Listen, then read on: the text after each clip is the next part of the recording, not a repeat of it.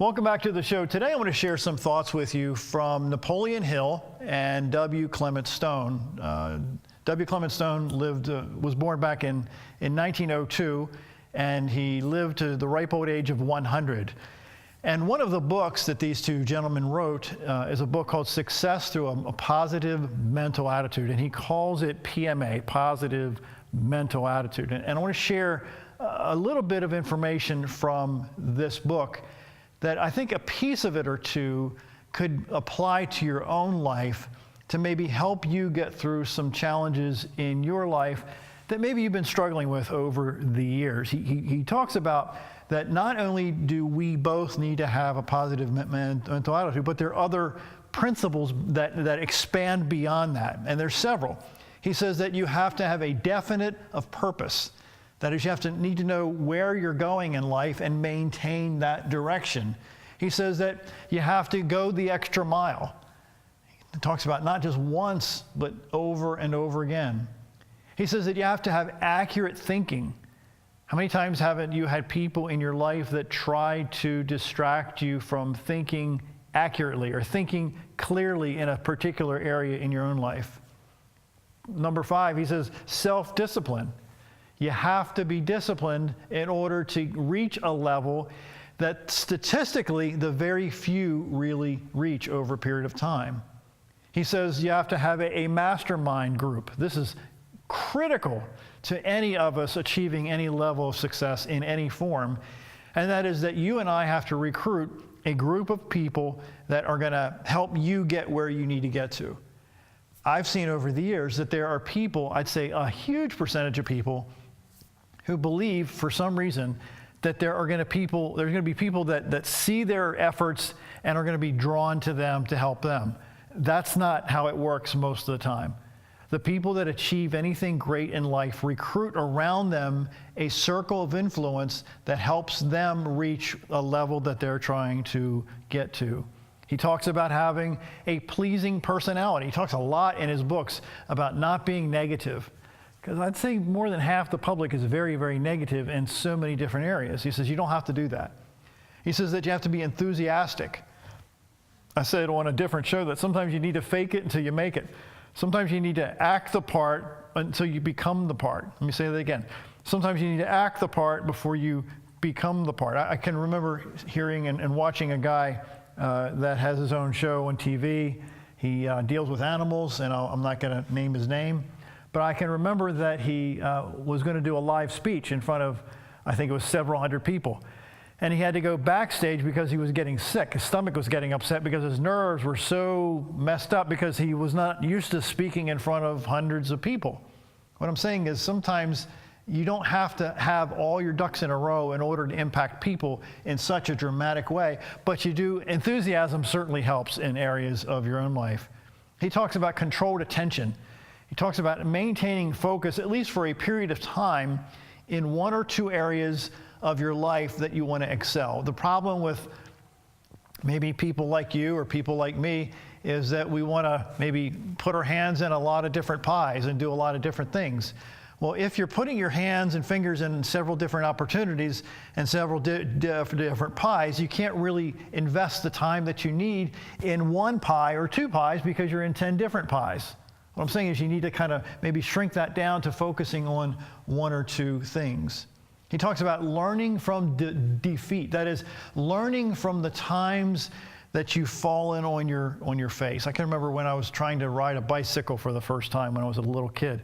And I kept falling off the bike until one day, after I don't know how many attempts, I started being able to ride a two-wheeler bike. I can remember when our daughter, Juliana, was trying to learn how to ride a bike, and one of the other kids helped her, and my wife and I helped her learn to ride a two-wheel bike, but she didn't. She wanted to ride it before she was ready to ride it.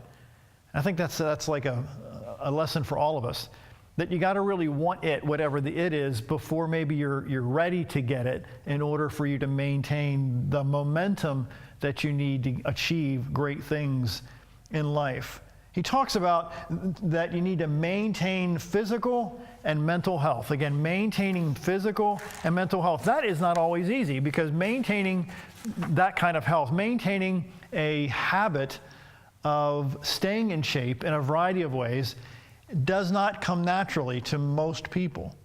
Most people fail by default. They don't grow by default. They grow by climbing and doing what they need to do consistently. He says in the book, as long as you live from this day forward, you can analyze every success and failure. That is, if you imprint these 17 rules indelibly in your memory. You may develop and maintain a permanent positive mental attitude by making it your responsibility to do this consistently. He says there is no other method known by which you can keep your mind positive. Let me just pause. What happens when you eat junk food all the time? You gain weight, your sugar levels go through the roof, you feel really bad, but at the moment it feels good to eat the sweets, right? Oh yeah, it's good stuff, right? But it doesn't help you long term, does it? Let me get back to the book. If you have positive mental attitude and don't succeed, then what? If you use positive mental attitude and don't succeed, it may be because you're not using each of these principles that are necessary in the combination for success to achieve your specific goal. So you have to, I'll use the term marry, you have to marry a lot of these principles and characteristics consistently if you really want to achieve anything that's extraordinary. Because becoming extraordinary does not happen by itself. He says in the book, has the world given you a raw deal? The students who have enrolled in his classes of PMA have often been people who consider themselves failures in some areas of their lives. The very first question such a person might ask when they enter the class is why? Why are you taking this course? Why haven't you had the success you would like to have? And what's the reason which they give you to tell this story that causes failure? He says, I have never really had a chance to get ahead. My father was an alcoholic, you know. I was raised in the slums, and that's something you can never get out of your system. Or I only have a grammar school education. All these excuses and so many more has kept people like you and I from taking the steps that we need to take consistently to do things that are beyond our wildest imaginations. He says in the book, these people are all saying, in essence, listen, that the world has given them a raw deal. They're blaming the world and circumstances outside themselves, listen, outside themselves for their failures. They blame their heredity or their environment. They start out with a negative mental attitude, and of course, with that attitude, they are handicapped. But it is not positive mental attitude that's holding them down, but the external circumstances that maybe cause them to consider the fact that they might not be good enough. He says this, a lesson learned from a child. There's a wonderful little story about a minister who one Saturday morning was trying to prepare his sermon under difficult conditions. His wife was out shopping, and it was a rainy day, and his young son was restless and bored and with nothing to do. Finally, in desperation, the minister picked up an old magazine and thumbed through it until he came to a large, brightly colored picture. It showed a map of the world. He tore the page from the magazine, ripped it to little bits, and threw the scraps all over the living room floor with the words, Johnny, if you can put this together, I'll give you a quarter. The preacher thought this would take Johnny most of the morning. But within 10 minutes, there was a knock on his study door, and it was his son with a completed puzzle. The minister was amazed to see Johnny finish so soon with the pieces of paper neatly arranged and the world back in order. Son, how did you get that done so fast? The preacher asked. Oh, said Johnny, it was easy. On the other side, there was a picture of a man. I just put a piece of paper at the bottom, put the picture of the man together, put a piece of paper on it, and then turned it over. I figured that if I got the man, he said, I figured that if I got the man right, the world would be right. The minister smiled and handed the son the quarter, and you've been given my sermon for tomorrow too. He said, if a man is right, the world would be right. If you and I get our stuff together, then that impacts the entire world, doesn't it? But if you and I are not proactive about doing the stuff that we need to do consistently, then what happens? then the world doesn't change, the world doesn't evolve, the world doesn't get any better, because it devolves by default, doesn't it? Life devolves by default if we're not proactive in our lives. He says in the book, there's a great lesson in this idea. If you're unhappy with your world and want to change it, the place to start is with yourself. If you're right, your world will be right. This is what positive mental attitude is all about. When you have a positive mental attitude, the problems of your world tend to bow before you. Again, these are the words of W. Clement Stone. He said, you were born a champion. Have you ever thought about the battles you won before you were born? Stop and think about yourself. It says Amran Sheffield, an expert on genetics. In all the history of the world, there was never anyone else exactly like you. In all the infinity of time to come, there will not be another. You're a very special person. And many struggles took place that just had to be successfully concluded in order to produce you. Just think. And he goes on to share biologically how all that happens. The head, and again, I want to get into it's kind of graphic how he talks about how you and I became to be, but he goes into great detail that you and I were born a champion intentionally. So he shares a story. He says, how a frightened boy developed positive mental attitude. Ben grew up in a near slum neighborhood near St. Joseph, Missouri. His father was an immigrant tailor who earned little money. Many days there simply wasn't enough to eat. To heal their small home, or to heat their small home, they would have to take coal and walk down the railroad tracks and pick up pieces of coal. He was very embarrassed to have to do this. He'd often sneak through the bad streets so children wouldn't see him getting these chunks of coal. But they did often. There was one gang of boys in particular who found great sport in ambushing Ben on his way home from the tracks and beating him up. They would scatter his coal all over the streets and send him home with tears streaming from his eyes. This had been Ben's life, and he was just so displeased with where life had taken him. Something happened, as almost much he couldn't break this battle of defeat in his own life. And then he realized that he had to take control over his own attitude. So he started reading books. He started to understand that he was better than what his peers thought him to be. So he learned to stand up for himself. He learned how to box. He learned how to fight, and he eventually was able to be polite, kick the butts of some of the boys that had been harassing him for such a very long time. Now, I don't suggest to any of you that you start beating people up, but I am suggesting that maybe you need to relook at what you're capable of doing. Think about that a minute. If you rethink what you're capable of doing, then more times than not, you're going to be able to do things that maybe you haven't thought were possible over a period of time. I'm asking you to consider what positive mental attitude can do in your own life if you would look at life a little differently from time to time. So you have to identify, he says, yourself with successful images, to paint a picture of yourself of what you really want done in your life. So the boy gave himself an identity. He says he was bullied by several guys, but he wasn't willing to allow the bullies to bully him anymore. I'm asking you to reconsider who you see in the mirror every day. Think about that a second.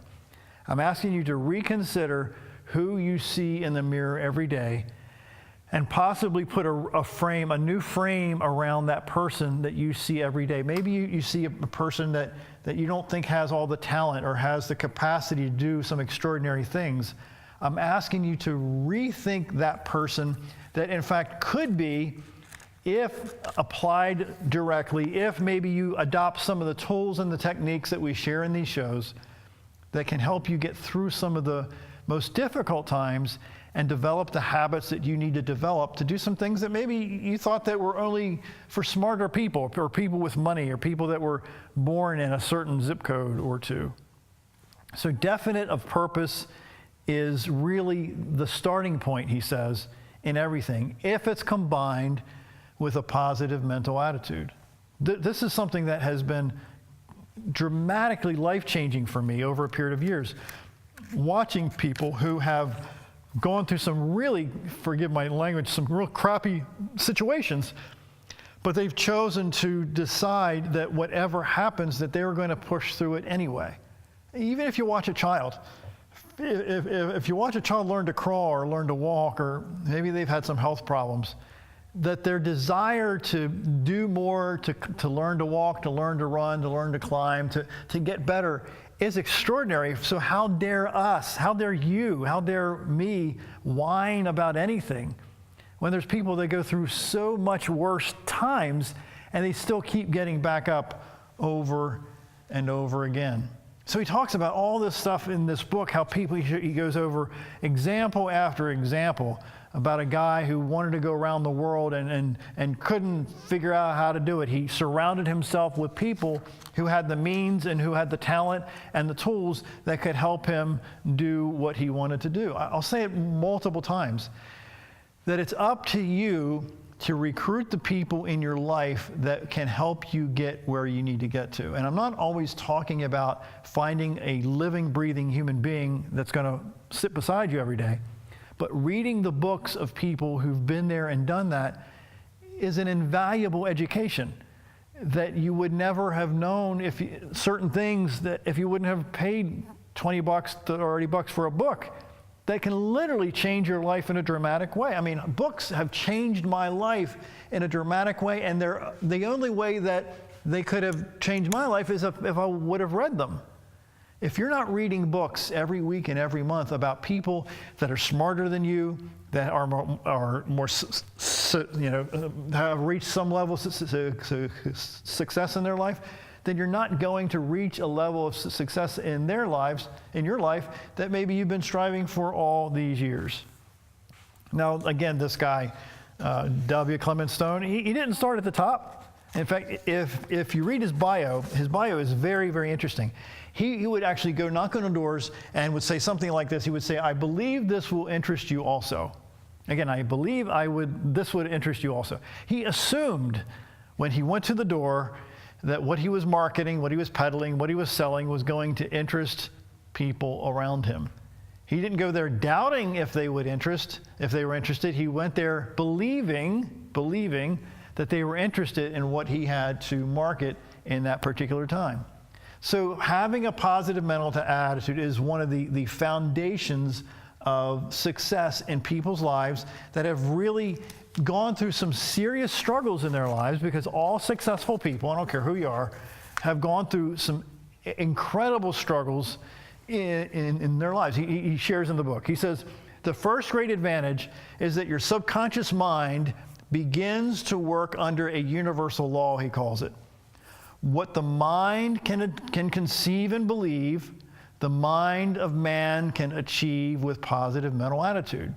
He says this, because you visualize your intended destination, your subconscious mind is affected by this self-suggestion. It goes to work to help you get there. And let me kind of paraphrase what I just said. If you maintain in your mind where you want to get to in life, and then develop the habits that you need to get where you're trying to get to in life, then guess what's going to happen more times than not? You're going to get there a lot faster. However, if the opposite happens, if you allow the negative opinions of other people, the negative voices in your own head saying that you're not good enough, you're not smart enough, you don't have the money, you don't have the education, etc., etc. If you allow those voices to be louder than the positive mental attitude, then guess what's not going to happen? Any level of success in any form is not going to be yours to embrace, because you've allowed those voices, those negative voices, to be louder than the ones that will take you forward. He says, because you know what you want, there is a tendency for you to try to get it on the right track and head in the right direction. You get into action. He says, work now becomes fun. When you really buy into not only what you're trying to do, but why you're trying to do it, the motivation kicks in. I'll be very candid and brutally blunt with you. Sometimes there are some things that I don't want to do. I don't want to do certain things. But the why behind what I have to do motivates me to do the things that I need to do. Think about that a second.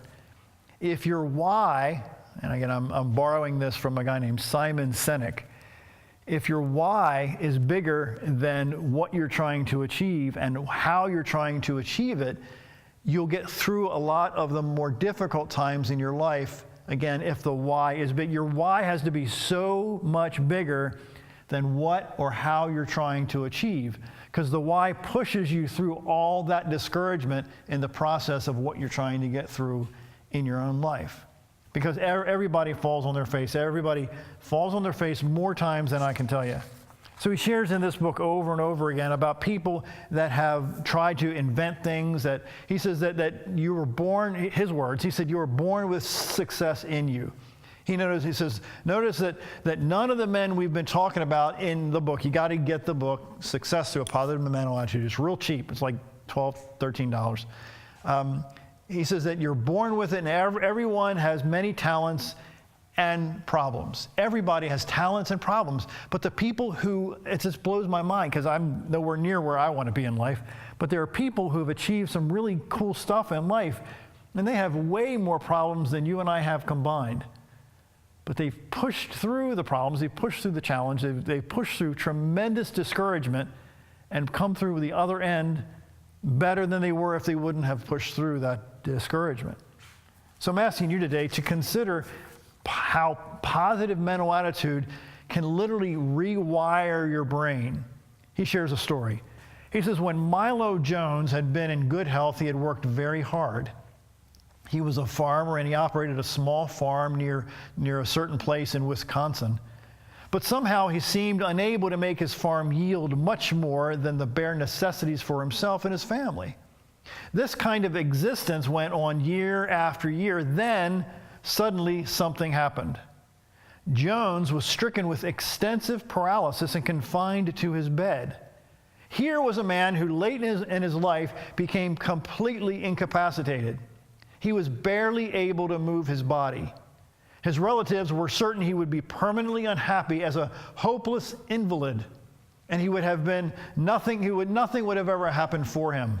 And he made it happen. It brought the kind of happiness to him that comes with achievement and financial success. What was it Jones used to bring about his change? He used his mind. Yes, his body was paralyzed, but his mind was unaffected. He could think and plan, and one day while engaged in thinking and planning, he recognized the most important living person with the magic guy with the PMA attitude. And he clearly saw that he was a mind with a body. He made his own decision right then and there. He decided to make a difference in not only his life, but a lot of other people's lives. And he created and invented some things and started some businesses right from his bed, because he didn't allow his circumstances, his situation, to detour him from his passion. Now, I'll tell you flat out, I don't know if I'd be, in fact, I would probably tell you today that I wouldn't be that strong. But this guy chose to take a very difficult situation in his own life and leverage it to not give up, even though he was flat on his back. His name's Milo C. Jones, if you look him up. It's an amazing story, how he was able to literally start a business, and then that evolved into other things because he decided that he was not going to allow his circumstances to detour him from something that he really wanted to do. And he died at the age of 85, successful and very, very wealthy as a result of not quitting when he was flat on his back. That's where it gets a little hairy.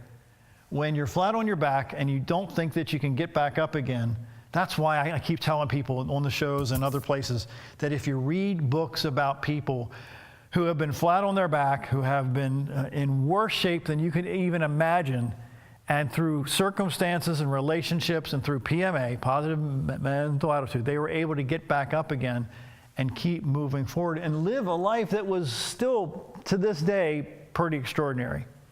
So you can change your world. I can change my world by how I think, how I behave, and what habits I develop and what habits you develop in your life that can literally transform not only your family, but people around you. And the only person that can really do that is you, because you're actually in the driver's seat. I'm not in the driver's seat. You're the one in the driver's seat. And the tendency for both of us is to blame the world, to blame that you were born with the wrong genes, to blame with all this stuff, that there's many more people more qualified than you. I agree. There's a lot more people more qualified than you and me combined. I get it.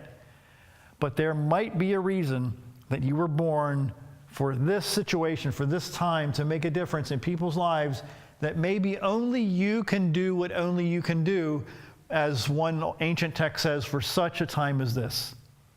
Maybe you were born for such a time as this. I'm asking you today to take the limitations off of what your perceived capacity is. Because if you take the limits off of what your perceived capacity is, then not only will your life change dramatically for the better, but more importantly, the lives of people around you are going to be changed because of what you are doing to yourself on the inside. That you're renovating your mind, you're renovating your body, you're deciding to take all this nasty, negative, bad stuff that's happened throughout your history and leveraging it and using it as a stepping stone instead of a stumbling block. I'm talking to me too today, folks. I guarantee I'm talking to me too today. Leverage that, the horrible stuff that's gone through your life, and use it as a stepping stone. Maybe you can't see next year or 2 years from now. Maybe you can't see next month. But for the next hour, that's all I'm asking you to do. For the next hour, use some of the stuff I've shared here in this show and leverage it for the good by starting with the way you think. My name is John Carver, and I appreciate you watching the show, and we'll be back real soon. Thanks so much.